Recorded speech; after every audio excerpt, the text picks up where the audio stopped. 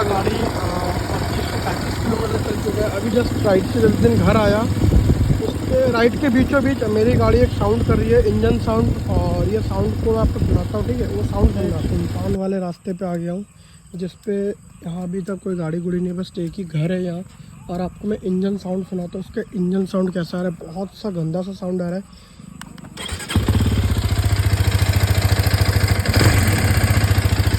और थ्रॉटल का भी थोड़ा कम आ रहा है। साउंड सुन के गंदा सा साउंड आ रहा है।